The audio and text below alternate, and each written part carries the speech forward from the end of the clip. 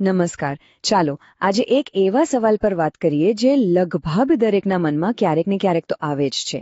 પગાર આવે છે અને જાય છે, પણ એમાંથી ભવિષ્ય માટે કેટલું રોકાણ કરવું જોઈએ? આજે આપણે આ જ ગૂંચવણને ઉકેલવાની અને રોકાણની શરૂઆત કેવી રીતે કરવી એ સમજવાની કોશિશ કરીશું. જ્યારે કોઈ પણ વ્યક્તિ રોકાણની દુનિયામાં પહેલું પગલું મૂકવાનું વિચારે છે, ત્યારે સૌથી પહેલો સવાલ મનમાં એ જ આવે છે: મારી સેલેરીમાંથી કેટલા ટકા પૈસા મારે એસઆઈપીમાં નાખવા જોઈએ? અને આ સવાલ એકદમ વાજબી અને બહુ જ મહત્વનો પણ છે. જો એક બાજુ આપણને બધાને એક સારી લાઇફસ્ટાઇલ જોઈએ છે, બરાબર ને? અને બીજી બાજુ મોંઘવારી તો રોકેટની જેમ ઉપર જઈ રહી છે. આ બંને વસ્તુઓને કારણે યોગ્ય રીતે પૈસાનું રોકાણ કરવું એ હવે કોઈ શોખની વાત નથી રહી, એ તો એકદમ જરૂરી બની ગયું છે. તો પછી સવાલ એ થાય કે શરૂઆત કરીએ ક્યાંથી? આ માટે ફાઇનાન્શિયલ એક્સપર્ટ્સ એક બહુ જ જાણીતો અને સરળ નિયમ આપે છે. એ નિયમ છે 50-30-20 નો નિયમ. જે લોકો રોકાણની દુનિયામાં નવા છે એમના માટે તો આ એકદમ પરફેક્ટ સ્ટાર્ટિંગ પોઈન્ટ છે.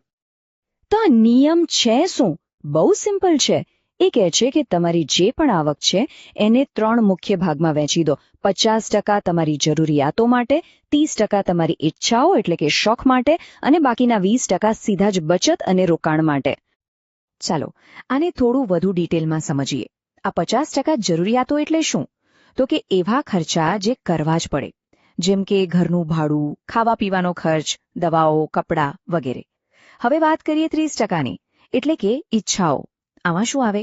બહાર જમવા જવું, ફિલ્મો જોવી, ક્યાંક ફરવા જવાનો પ્લાન, મતલબ કે લાઇફસ્ટાઇલના ખર્ચા. અને છેલ્લે આવે છે સૌથી મહત્વનો ભાગ, 20%, જે સીધા જ બચત માટે છે. આ પૈસાથી જ એસઆઈપી જેવું નિયમિત રોકાણ શરૂ કરી શકાય. આ બધું સાંભળવામાં તો સારું લાગે છે, પણ પ્રેક્ટિકલી કેવી રીતે કામ કરે? ચાલો એ સમજવા માટે એક ઉદાહરણ લઈએ. માની લો કે એક વ્યક્તિ છે આલોક, અને તેની મહિનાની આવક છે